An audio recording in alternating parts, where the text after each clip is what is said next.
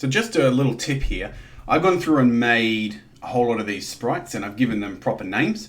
But what I haven't done is if I go into add a new object, add an animation, you'll notice on here that if I mouse over this one, you'll see that it's got like a thick black line on the left and a thick black line on the top, nothing on the bottom and the right hand side. That's because this is designed to go along with these other ones. So this one here has it on the right, on the top and on the right. And so I could put those side by side. I've decided not to use those. Instead, I've just used the ones that have that are kind of standalone in themselves. It's not a big deal really if you decide not to use those. You'll see here, like this one here doesn't have it there. And this one doesn't have it there, and it's designed to be used with this bit here, and so on. So I've only used the ones that are kind of full. So with that, I should be able to set a grid up on here. Here's a grid at the top, show grid, set up grid, and I'm going to make it 64 by 64 because that's the size of my sprites. Now if I grab these, I can place them directly in the grid, and I can put this guy here. Now if you remember, we had this guy was behaviors. I was going to add a platform. Whoops, no, he's not a platform.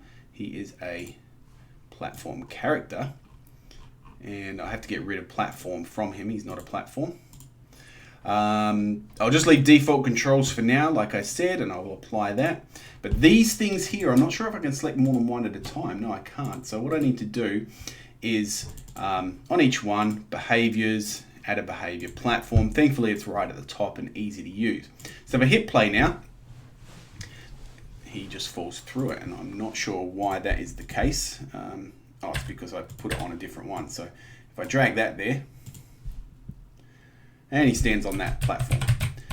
Now I haven't got the actual animations working there, but in here now I'm going to go through and design a few levels. It's going to go further this way, up and beyond, etc. So you may need to restart perhaps. It depends on how much work you've done on it. I don't want you to completely restart anything.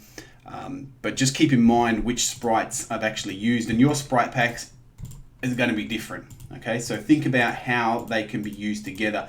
I do recommend that you export them at a bigger size, so turn them up so that they are much bigger than they were originally.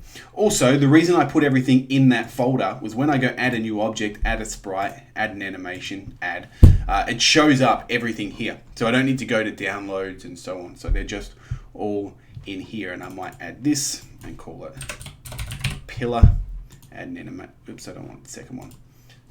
And click apply. Now what I am going to do is I'm going to save this.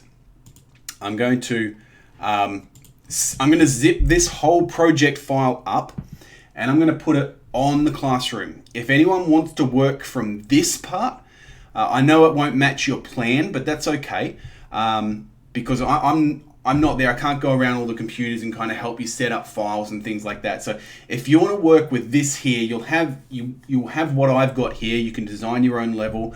You'll have to go through and add behaviors and so on to them all. The only one that has the behavior on it is that first one, the platform. But this will be on the classroom if you want to download this. It'll be ready to go, so you can just kind of follow along with videos from here if that will help people.